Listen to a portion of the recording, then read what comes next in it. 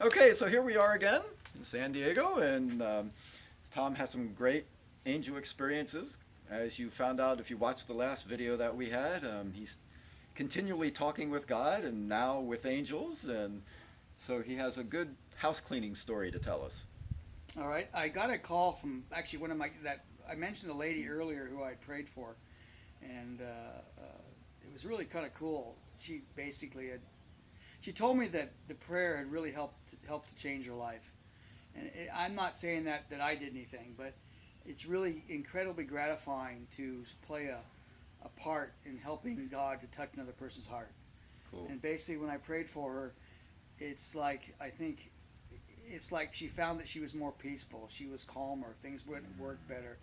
She actually hadn't been to church in 50 years, or not that long, but 30 years, and because she was turned off, and now she went to church with me, and she bought a Bible, and it really made a big difference that she's now feeling wanting to be more connected with God. So that's how I think how my ministry has been starting. When I pray for people, I believe that's what I'm doing is I'm acting like a conduit to bring God's love into somebody. So I'll pray for 15, 20 minutes, sometimes a half an hour or more for someone, and I just put my hands on their shoulders, and then basically just visualize love, and I can feel the Holy Spirit flowing through me. It feels like pulses sometimes, real intensely, and oftentimes people, especially believers, will have supernatural experiences. I've had them feel warmth, or have some healings, or had visions, or a sense of peace and calm or love. It's really miraculous to see when God will touch someone. It is, and I'll have to give my confirmation on that too, because Tom has treated me several times, and I've known Tom for over a year, and I don't know, it's been, I guess, about 4 months, 3 months ago that I started him allowing, because I've had some problems with my back and things like that. And I thought it was real special that after the chiropractic treatment, he just stands there and prays for 15, 20 minutes. And I could really feel, the Holy Spirit just come. It's warmth and peacefulness, and um, I'm not like some people that had any miraculous things happen, but pain does go away, and that itself is just comforting to have that go away. And so the treatments have been very, very good that way. Cool. But you have a house cleaning story that. Well, I wanted to lead up to it because this woman, who's a friend, we become friends, and she actually knew me before I was saved, so she's seen both perspectives, which is kind of interesting. That'd be interesting. So maybe we get on her one camera one time to say that. But basically, I had done a house cleaning, actually, which we'll have to save for another story, where I but anyway, I got a call from her, and she said that a friend of hers had thought that she was being attacked by witchcraft. Lives in a house that has she shares a common wall, and she's hearing chantings, and someone had poisoned her dog, and she actually had been hospitalized with hearing voices, horrible Wow. stuff. And so my friend asked if I could come over and take a look at the neighborhood and the house and see what I saw. And I said, okay. And so I basically, 2 days later, we went over there, and I drove around the neighborhood, and I had a real strong sense of depression. And then I just did not like this neighborhood. And when I went to the house next to her, the woman's house, I could see creatures crawling on the roof. This is in the spirit. And they had this really odd-looking metal grating, like you'd say, to keep people out. But the metal grating almost looked like in the spirit, like I call like tangle vines or something. But I could tell if you got too close, these vines would reach out and wrap their mouths around your neck and strangle you. It's a real dark feeling. Wow. From the appearance of them. So anyway, we're standing there. We drove through the neighborhood several times, kept going back to see what I was feeling, and then basically the woman had come out. But we were actually, my friend just thought we'd just go over and take a look at the neighborhood, but their friend came out, was throwing something away in the trash, and she said hello, and I was sitting in the driver's side, my friend was driving, the lady walked around to the driver's side and leaned in, and she asked if, told her I was there, and said it was all right, and she said sure. And when I looked at this woman in the spirit, she told me that she was getting lasered. Some of the things she was saying was really confused, to say the very least. But when I looked at her in the spirit, I could see all these pit vipers that were crawling all around her, Oh, wow. and they were biting her, and it was really dark. I've never seen that kind of aggressiveness with demons. I've seen demons a number of times doing things on people. Maybe I can share that a little later, but basically these were real aggressive, real mean. The pit vipers, there were like dozens of them all around her, just biting and biting and biting. And so my friend asked, well, can Tom come in and pray? And I said, okay. She said, okay. And I have to admit, I'm kind of new to this deliverance game, and I didn't know exactly what to do. And God doesn't exactly give you a rule book, you know. Like, how are you supposed to do this? I don't know. As long as he shows up. Yeah, exactly. That's what you're hoping, the blind leading the blind. At least that's what I felt. So we went in there, and I took the chair, put it right next to an open door in their entryway, maybe 3 or 4 feet away from the door, just past the door. And I said, well, a friend of mine had some music. I always like to put worship music on because it sets the tone of the event, and I feel the Holy Spirit flow more, especially with certain types of music. So we said, I'll just put my hands on your shoulders, and I just envision love, and I just stand there and visualize love, and usually the person will get relaxation and peace or warmth or a lot of things. It just depends on what the Holy Spirit does when he shows up. Okay. So I was basically started to pray, and I told her that basically that there were vipers around her, and that she should see herself grabbing these vipers and tossing them away. So she spent like 10 minutes just in the spirit grabbing things and tossing them towards the door, and I could see the pit vipers thrown off, hit the ground, and then we were like shining a bright light around us, and the vipers would just crawl out of here real fast, out through the open door. And this went on for maybe a half an hour. I'd say I prayed for at least a full half an hour. Okay. And just rebuked the demons, and I prayed for a warrior angel, because I can see warrior angels. There's different classes of angels, which at some point maybe we can talk about. I call real quickly. They've got like guardian angels. They've got warrior angels. And these are basically, they engage in battle. And now, did you learn this from some seminary, or did you just see these? I see them. I saw them. I read, Blake Healy's book. He talks about it. Okay. And they just seem to be different. And it's surprising. I've since got to know my warrior angel. There was another occasion where I actually did some house cleaning, and which I'll tell later, where I actually, there was this bar that we cleaned out spiritually. But I'll tell you that later. But after that, a warrior angel I saw, he said he'd been assigned to me because I now was a higher priority target. And now he accompanies me. He told me his name, but he asked me not to reveal it, so I won't. But basically, I now can see him regularly around me. Cool. And he's funny. He always stands pretty close. And I've asked him, well, what is it you do? And he says, well, I protect you. And I said, well, is there stuff happening I'm unaware of? And he says, I'm sorry to tell you this, Tom, but it happens a lot more than you'd be comfortable knowing. So there are attacks. And it's surprising about the fellow. He was really smart. And I always figured these guys would be powerful and strong, but Your warrior angel. Your warrior angel, yeah. Really But smart. he was Okay. he was a bright guy. If anything, having talked with him, I would consider him to be a scholar. Wow. It's just because he said a lot of the battle is more intellectual. The adversary, the demons are bright and intelligent, and they're devious, and you have to be smart to try to counter them.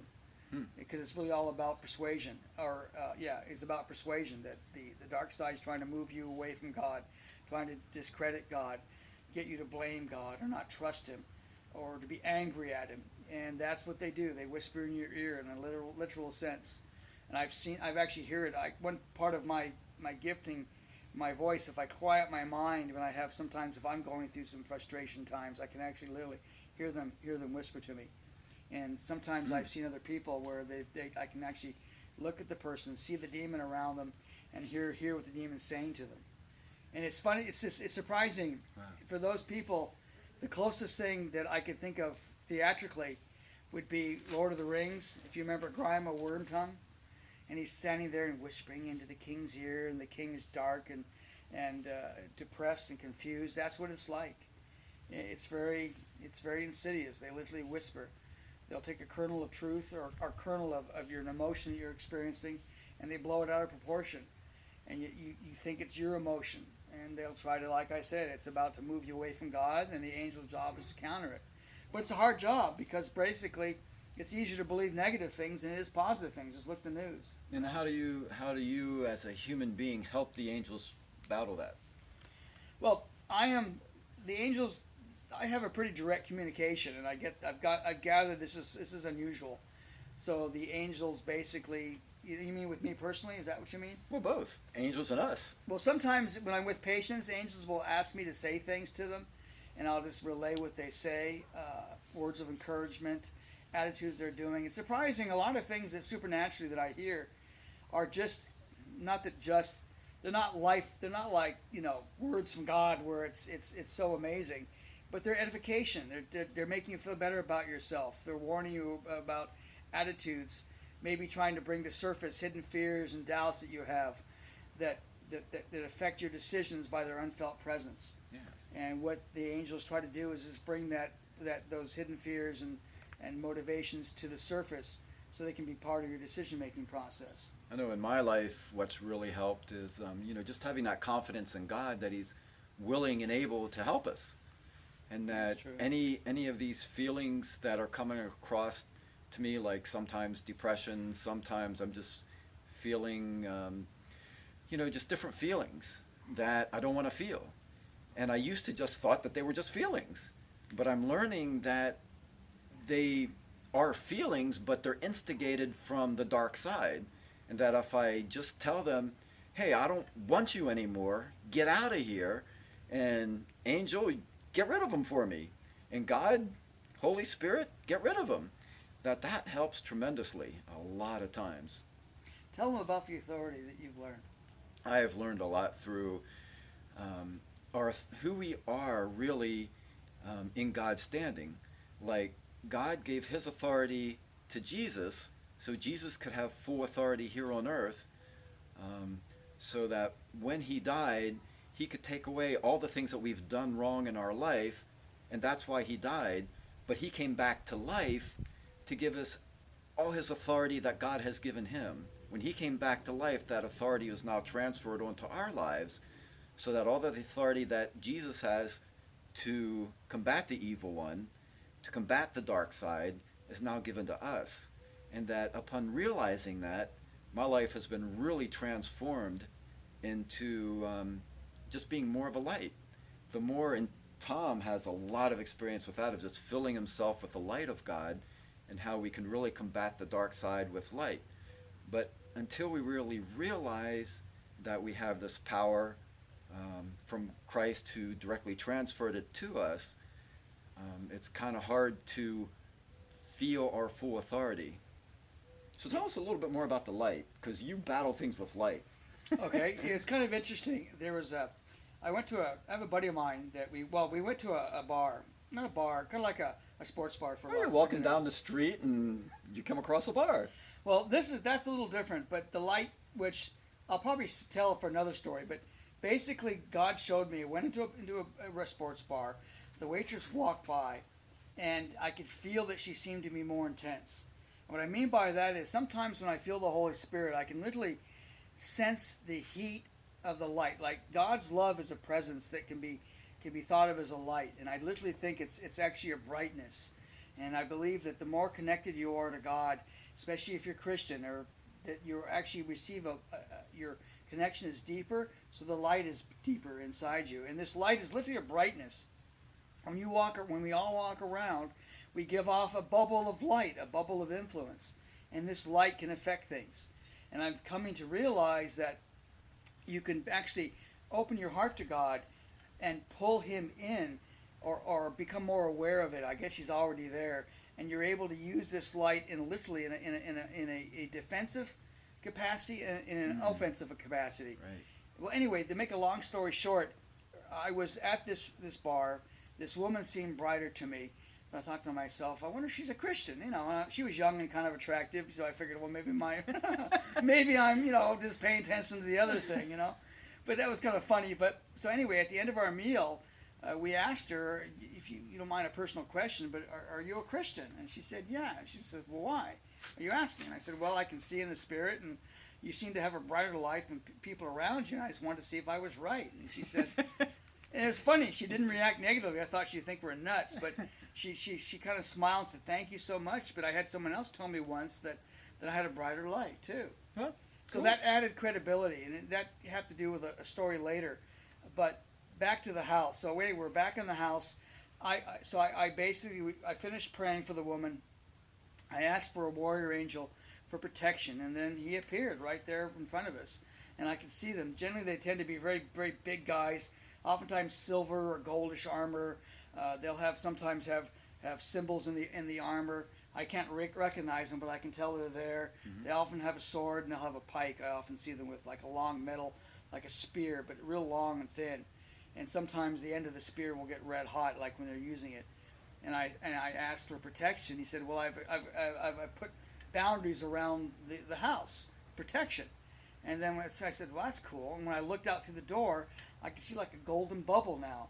The house basically had like an entryway, then you went out to the garage, and I could see through the door there was a golden bubble.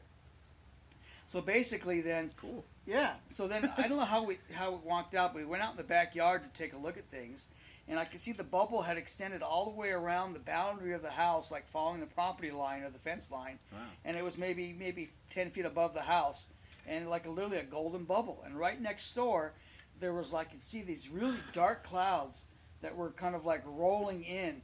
They were right next to the bubble, and I kept trying to bounce into the bubble, but they couldn't get in. And also, once I started praying, I had felt a sense of oppressiveness from the neighborhood. That sense of oppressiveness was gone.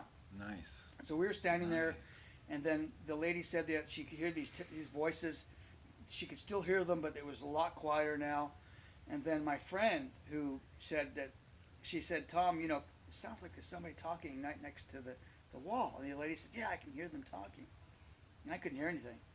So I walked over to the wall, put my ear next to it. I couldn't hear a thing.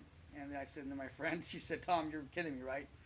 I can hear there's voices talking on the other side of this wall." And I said, "I'm sorry, I can't hear a thing, And I asked God, "Well, what's going on?" And he said, "Because your light was so bright that basically," and I've noticed this sometimes if I feel the voices, I reach out and hug God, or for me the most effective way to get rid of the negativity is by expressing affection and loving God and hugging Him. And I see God as like a long bearded fellow, kind of like Father Time looking thing. That's what's my image. So that's what I'll see when I see Him. And I give Him a hug, and I open my heart to God, and I can I've learned with a little bit of practice now, I can feel my heart full of light, and I see it expanding out like a bubble, and it can literally push away the demons, and I can't hear them anymore. Wow. But so that's when he says your light had gotten brighter. That's what I was experiencing, and I couldn't hear a thing. So we went back in because my friend was freaked. She said, "Well, I can hear voices really clearly, So which is kind of cool to me, because it was confirming something was really going on.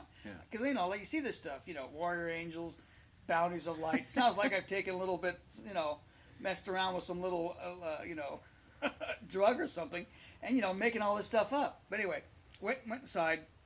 They asked me to run around the house, so I walked around the house and visually filled myself full of light, and I can see light coming out my chest, almost kind of like Iron Man. I've watched too many science fiction movies, but basically I would clean the entire house out, and then so we were there for maybe an hour and a half. So you went like through the different rooms in the house, or Yeah. you just stood in front of the house and cleaned the No, whole I thing? went through the house. I went to the garage, and I just walk around, and I Okay. visualized this beam of light coming out, Going cleaning everywhere. everything. Cool. And Wow. and I cleaned the entire house, and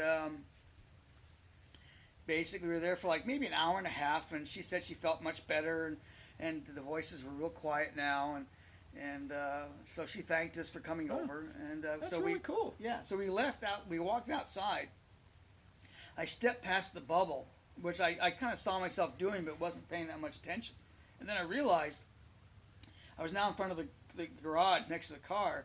I felt the sense of oppressiveness again, and then I could hear, like there were voices, but I couldn't. It's funny, I couldn't make them out, but yet I could tell there were like voices on the edge of my consciousness trying to get me to hear things, but now I could hear them. And then when we got in the car, my friend, she said I could hear the voices, and still could hear them, but I couldn't. And it was funny, but once I stepped out of that boundary, the protective bubble boundary, I could feel the oppressiveness of the neighborhood. I could feel a sense of anxiety, or a sense of just evil boding. It's hard to describe. It was wild to confirm this. Well, let's go back to, because I want to end this because we're losing light here. But you said that one way you really envelop this light is just you imagine hugging God, and embracing his light and letting his light flow through you. How exactly was that again? Basically, Just that's as a review. yeah. I basically, I mean, for me, I express affection. I tend to be a very affectionate person, so I will hug God and see myself I love hugging him, that. and literally, like literally, or feel him hugging me, or just and feeling warmth and protected, and basically, I've just learned to like feel it in my heart, and it's just like you can actually, the amount of light you have, you can actually expand it out, and maybe because I can see it, but literally, it's a bubble of we all have influences, Yeah. but you can literally expand it out. And I've had another Well, story. as we fill ourselves more with the light, then we have more light to expand out. So Right. it's more a continual infilling and letting it expand out. Exactly, and you That is influence great. everything you go to. When you're Yeah. feeling yourself full of love, a sense of joy and peace, it's God's presence, and His presence is tangible, and it's literally I can see it as a light that expands outward, and you can I think with if you really work on filling yourself full of love and joy, it takes for me it's taken effort to try to open my heart to God, but I've gotten better and better at it, Right. and I'm able to see this light, and you can actually influence things. I think you can actually defend things spiritually, and you can attack things. Well, let's end on filling us with love, and because I think that's important for us to do. Like you said, you spent a lot of time working on that, so it is attainable. I really, really like that. That the more we work on just getting closer to God, practicing filling our hearts with love and light, and expanding that out, we can really influence people and make our lives brighter and lighter and better. So thank you so much for listening and watching, and more stories to come. Hey, thanks, Mark. Appreciate that. Yeah.